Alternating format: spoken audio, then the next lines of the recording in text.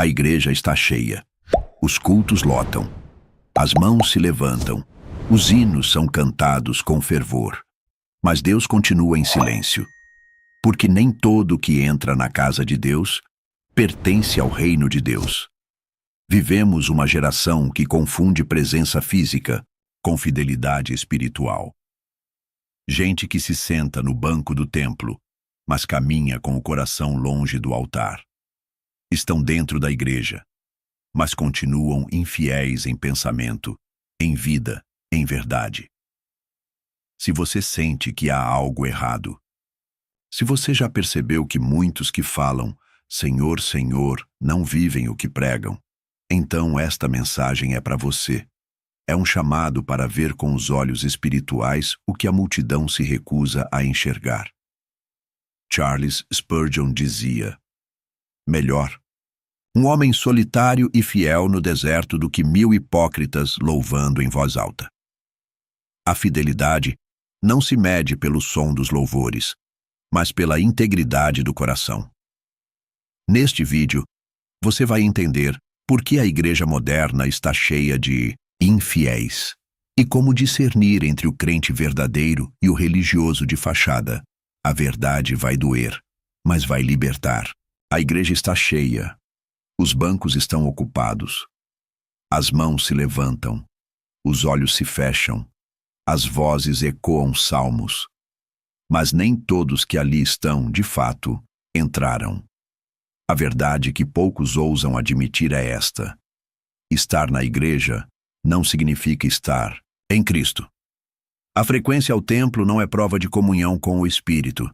É possível fazer parte do corpo visível e, ainda assim, ser um estranho ao corpo real de Cristo. Jesus sabia disso. Ele olhava para as multidões que o seguiam e dizia: nem todo aquele que me diz Senhor, Senhor, entrará no reino dos céus. Suas palavras não eram para ateus, mas para os religiosos. Os que oravam, jejuavam, conheciam a lei, mas não conheciam a ele. Esses são os infiéis invisíveis.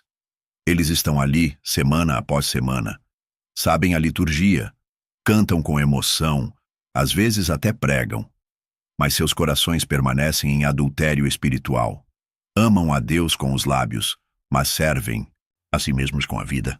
Parecem ovelhas, mas dentro carregam os desejos dos lobos. Eles são como Judas. Caminharam com Cristo, viram milagres, participaram da mesa. Mas no momento decisivo, entregaram o Mestre por 30 moedas.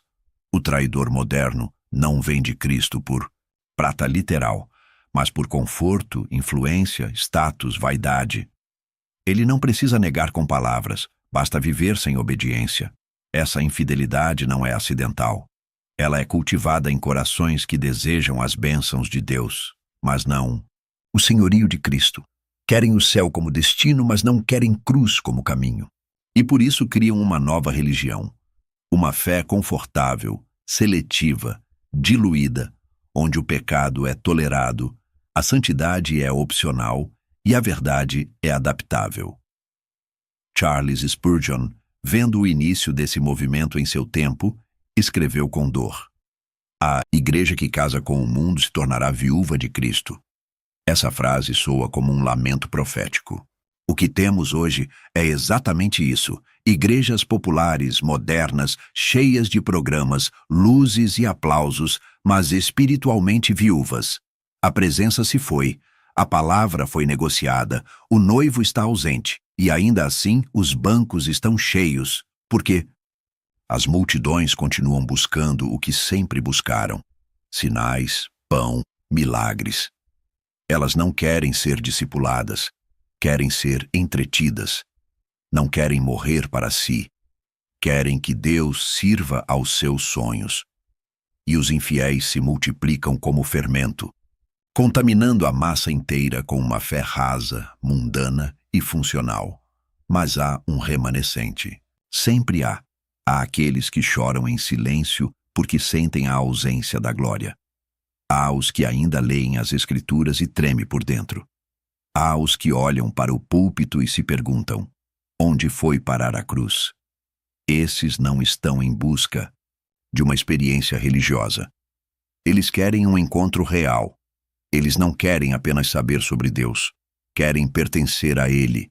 E por isso, sofrem. Porque a fidelidade dói num mundo que se apaixonou pela aparência. Se você é um desses, saiba. O caminho é estreito, solitário e muitas vezes confuso. Mas é nesse lugar, entre a multidão e a verdade, que Deus testa os corações. É ali que Ele separa os fiéis dos que apenas parecem fiéis. A igreja visível é um campo misturado, mas o reino é puro, santo, inviolável. E apenas os que são nascidos do Espírito o enxergam. Não se engane, Jesus não virá buscar uma multidão. Ele virá buscar uma noiva, santa, fiel, preparada. Talvez, quando esse dia chegar, muitos que hoje se julgam seguros dentro do templo descobrirão que nunca entraram de verdade. A infidelidade espiritual raramente é percebida por olhos humanos. Ela não se revela em roupas, em gestos ou em frequência. Ela se esconde onde só Deus enxerga, no altar secreto da alma. E ali, mesmo em silêncio, muitos já trocaram o Senhor da aliança por outros senhores. O coração que antes ardia por santidade agora deseja conforto. A mente que antes se rendia à palavra agora busca adaptar a palavra aos próprios desejos. Mas a fidelidade sempre foi uma questão de aliança. E aliança não é um sentimento, é um pacto, um compromisso irrevogável firmado no sangue. Quando Deus chamou Israel, Ele não o chamou para um culto nem para um evento, mas para um pacto. Eu serei o vosso Deus, e vós sereis o meu povo. Isso é aliança, um vínculo que exige exclusividade, lealdade, amor que resiste à traição. Na antiga aliança, a infidelidade espiritual era tratada como adultério. Os profetas diziam: vocês deixaram o seu esposo e correram atrás de outros deuses. A imagem é forte. Um povo que, mesmo abençoado, corria para os braços do mundo. E hoje, o cenário se repete. Só que os ídolos não são mais de madeira ou pedra. Agora, são ideias, doutrinas convenientes, promessas fáceis, fama e até mesmo ministérios alimentados por vaidade. A infidelidade não começa com negação direta.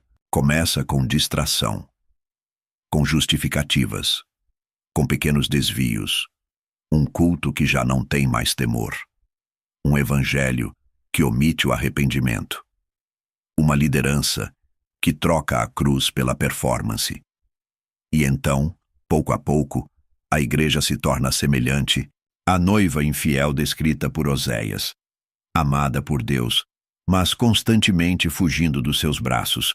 E no meio disso, a multidão celebra. Porque o culto é agradável, as músicas são emocionantes e os líderes são carismáticos. Mas Deus está em silêncio. A glória foi embora. A aliança foi rompida, ainda que a aparência de devoção permaneça. Como nos dias de Eli, os sacerdotes ainda oficiam, mas a presença se retirou. A arca foi levada, e ninguém sente falta. Spurgeon dizia que a marca de um verdadeiro cristão não é quão alto ele canta no domingo, mas quão fiel ele é quando ninguém está olhando. Fidelidade não é barulho, é constância, é devoção silenciosa, é permanecer puro no deserto, é obedecer quando ninguém aplaude, é viver como se os olhos de Deus estivessem sobre nós, porque estão.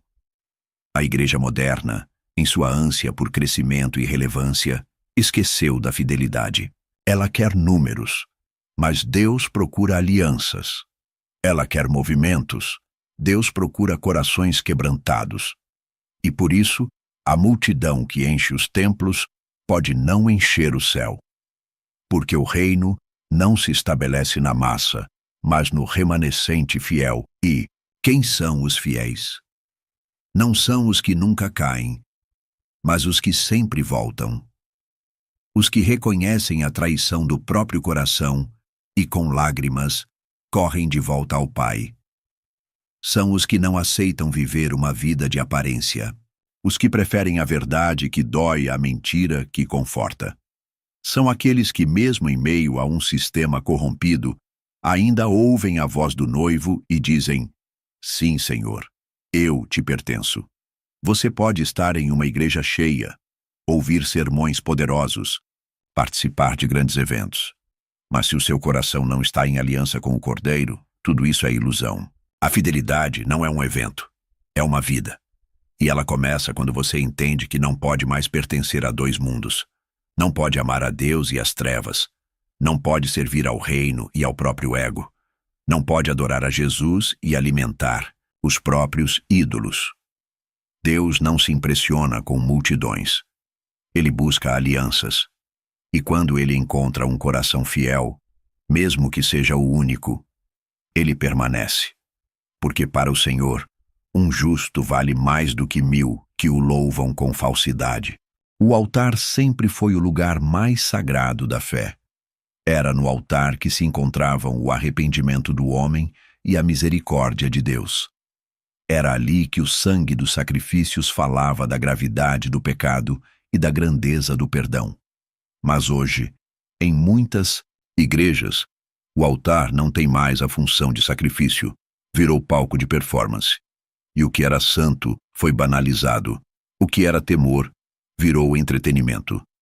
Charles Spurgeon dizia: pregadores que fazem graça com o pecado são traidores da cruz. E ainda assim, quantos púlpitos hoje são ocupados por homens que querem ser admirados, não obedecidos? Homens que usam a Bíblia como roteiro para a autoajuda, e não como espada que corta. Eles falam com eloquência, movem as emoções, fazem o povo aplaudir, mas não fazem ninguém se arrepender.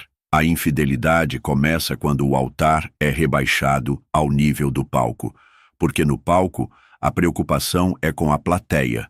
No altar, a preocupação é com Deus. No palco, o foco é na estética. No altar, é na essência. O palco exige luzes, cenário, cronograma. O altar exige joelhos dobrados, lágrimas e quebrantamento. E essa diferença muda tudo. O problema não é o uso de recursos, é a perda do propósito. Quando o entretenimento substitui o evangelho, o povo se diverte a caminho do inferno. Quando o culto se torna espetáculo, o Espírito Santo se retira e só resta a carcaça da religião. As pessoas saem tocadas, mas não transformadas, emocionadas, mas não redimidas, e isso é infidelidade. Infidelidade à palavra, infidelidade à cruz, infidelidade à missão. O altar virou vitrine de vaidades. Muitos querem subir para serem vistos, mas poucos querem ser consumidos. Porque no altar bíblico ninguém saía vivo. O altar era lugar de morte. Morte do ego, da carne, da vaidade, da soberba. Hoje se quer sair dele mais famoso, e o povo aplaude. Porque a igreja aprendeu a amar o palco. Ela prefere pregadores engraçados a profetas que choram. Prefere mensagens leves a verdades duras. E assim, como diz Paulo a Timóteo, acumulam mestres segundo as suas próprias vontades. Coçando os ouvidos, estão dentro do templo, mas surdos para o céu. Spurgeon também advertia: se você não prega contra o pecado, está alimentando a condenação do povo. Muitos líderes modernos têm medo de perder membros, por isso adoçam o veneno. Mas o verdadeiro evangelho não é para agradar. É para confrontar. Ele não diz: você é bom como está. Ele grita: arrependa-se, porque o reino de Deus está próximo. E quem ousa dizer isso hoje? Poucos. Porque a cultura da aprovação tomou conta do púlpito. Pastores querem likes, não lágrimas. Querem seguidores, não discípulos. Querem manter a estrutura, não incendiar o sistema. E isso revela onde está a fidelidade. Mas há ainda os que choram entre o altar e o pórtico. Os que se recusam a transformar a casa de Deus num show. Os que pregam mesmo sendo rejeitados, que se dobram apenas diante do Senhor e que sabem que o altar não é um palco, é uma cruz. Esses ainda mantêm acesa a chama da fidelidade. E por esses, Deus ainda visita o seu povo. Você que assiste, reflita. Quando foi a última vez que você foi ao altar para ser quebrado? Quando foi a última vez que chorou pelos seus pecados e não só pelos seus problemas? Você tem buscado um Deus que cura suas feridas ou um Deus que cura sua alma? Tem seguido pregadores que falam de sucesso ou profetas que falam de santidade? O palco pode impressionar, mas só o altar transforma. E Deus não se impressiona com performance. Ele busca os que o adoram em espírito e em verdade, os que morrem ali para que ele viva neles. A idolatria nunca saiu da igreja. Ela apenas trocou de forma. Nos tempos antigos, era um bezerro de ouro. Hoje é o culto ao conforto, ao bem-estar, ao Deus que realiza os meus sonhos. Essa nova idolatria é mais perigosa porque veste a roupa do Evangelho. Ela usa a linguagem cristã, cita versículos, canta louvores, mas no centro não está Cristo, está o ego humano. Em muitas igrejas modernas, o foco já não é mais a cruz, é a conquista. Já não se fala mais em renúncia, mas em realização. Não se chama mais para o arrependimento, mas para o alinhamento de frequências. E o púlpito, que antes era lugar de confronto, virou espaço de validação emocional. E o povo aplaude, porque é isso que quer ouvir. Charles Spurgeon alertava. O Evangelho não foi dado para fazer você se sentir bem. Ele foi dado para fazer você se sentir desesperado, até que corra para Cristo. Mas isso hoje é ofensivo. Pregadores são cancelados por dizerem que o homem é pecador. São acusados de serem duros, radicais, desatualizados. Afinal, quem quer ouvir sobre pecado quando está buscando autoestima em Deus? A nova idolatria prega um Cristo que nunca fala não. Um Cristo que serve aos desejos, não que santifica o caráter. É o Cristo do coach, do marketing gospel, do palco iluminado. Um Cristo que te motiva, mas não te molda. Que te aceita, mas não te transforma. E é por isso que a igreja está lotada, mas cheia de infiéis. Porque seguem um Deus que nunca existiu. Esse falso evangelho seduz porque é doce. Ele promete o céu sem cruz, promete vitória sem obediência, promete bênção sem aliança. Mas como dizia Tozer, o que salva é a verdade, não o entusiasmo. O entusiasmo pode encher auditórios, mas só a verdade enche o coração de Deus. A geração atual corre atrás de palavras que massageiem sua alma. Querem ouvir que tudo vai dar certo, que o tempo de cantar chegou, que a restituição está próxima. Mas fogem das palavras que dizem: negue-se a si mesmo, tome sua cruz e siga-me. Preferem líderes que digam: você pode tudo, do que mestres que digam: você precisa morrer para viver.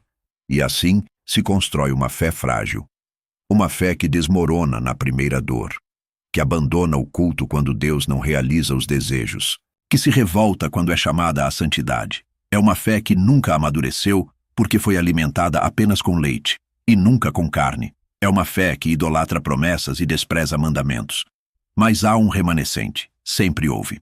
Homens e mulheres que rejeitam o evangelho do conforto e abraçam o evangelho da cruz.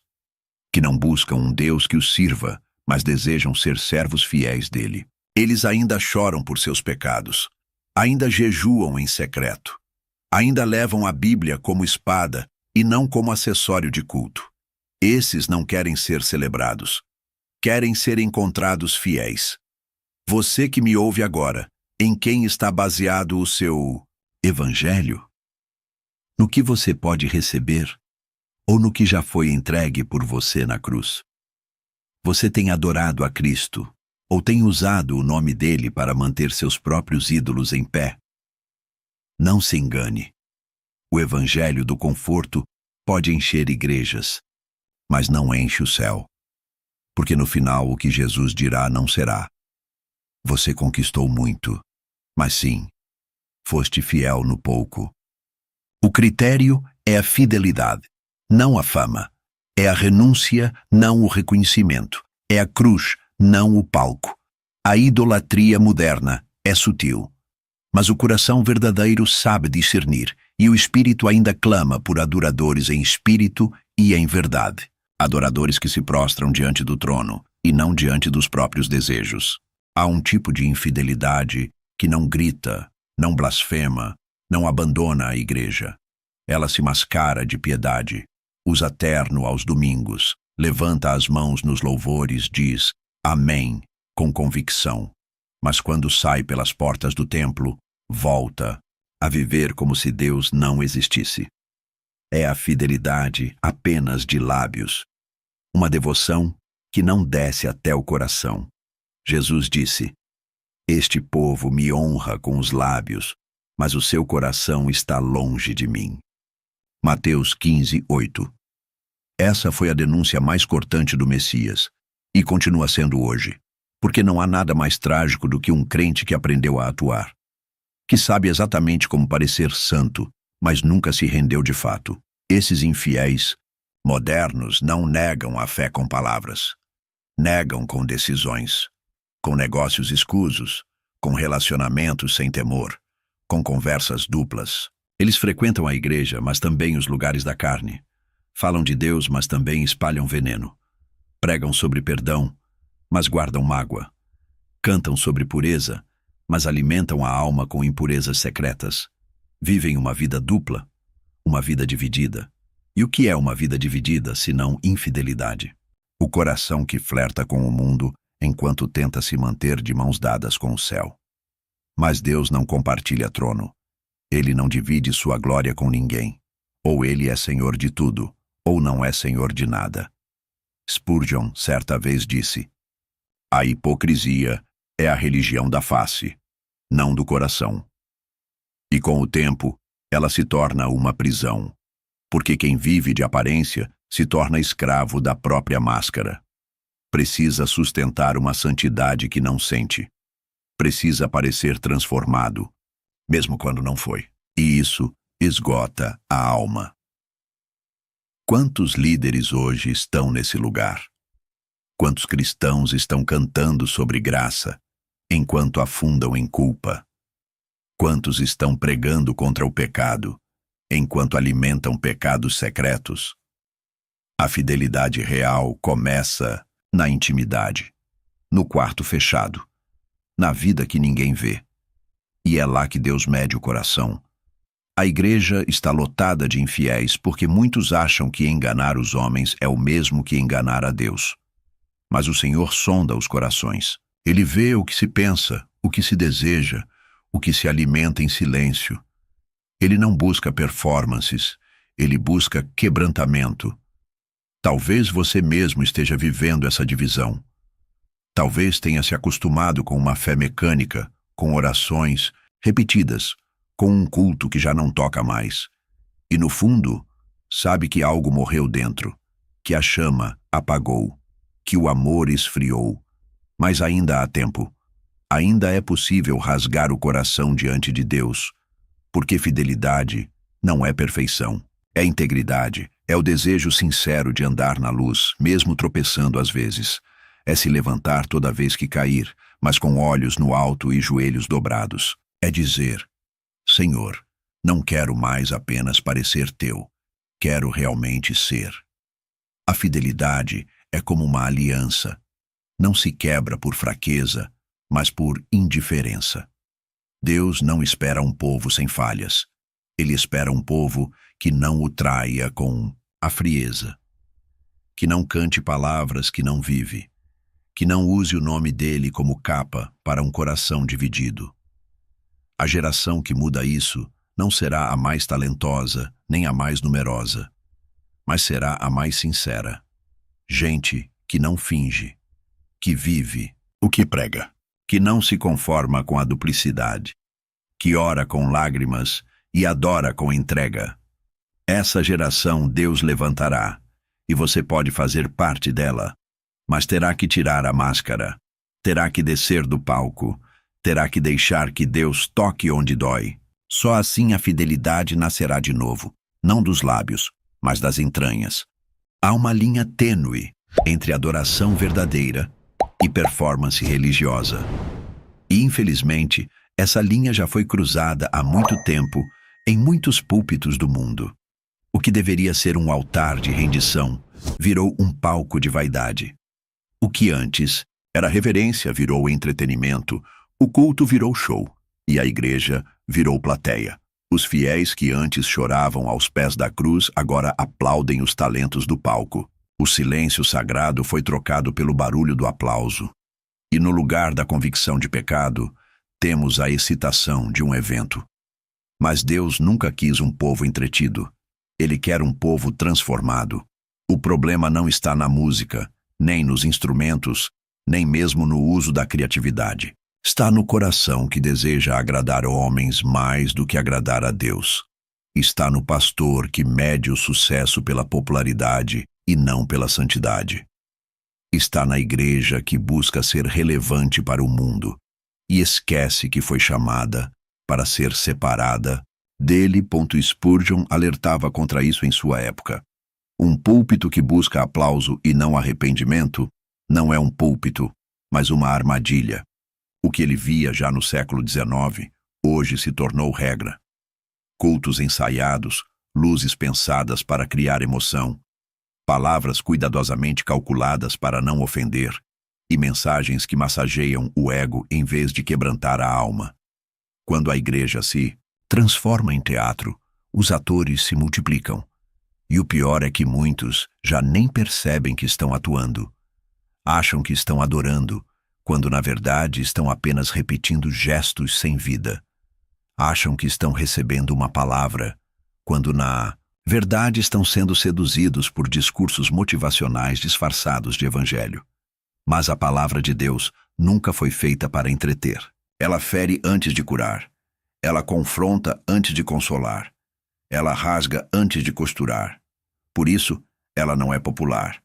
Por isso, os verdadeiros pregadores são poucos. Porque falar a verdade, hoje, custa caro. Pode custar seguidores, status, posição. Pode custar a fama, mas salvará almas. E você? Está buscando um evangelho que emociona ou que transforma? Você vai à igreja esperando sentir algo ou ser moldado por Deus? Porque há uma grande diferença. O espetáculo alimenta a carne. A palavra confronta o espírito. O show termina com aplausos. O culto verdadeiro termina com joelhos no chão e corações arrependidos. Essa geração precisa reaprender a temer, a se calar diante do sagrado, a trocar os holofotes pela luz do Espírito, a sair do centro do culto e colocar Cristo de volta no trono. Porque enquanto a glória for dos homens, Deus não se manifestará. Enquanto os cultos forem sobre emoções humanas, os céus continuarão fechados. E que tristeza é ver uma geração que canta sobre fogo, mas nunca queimou por dentro.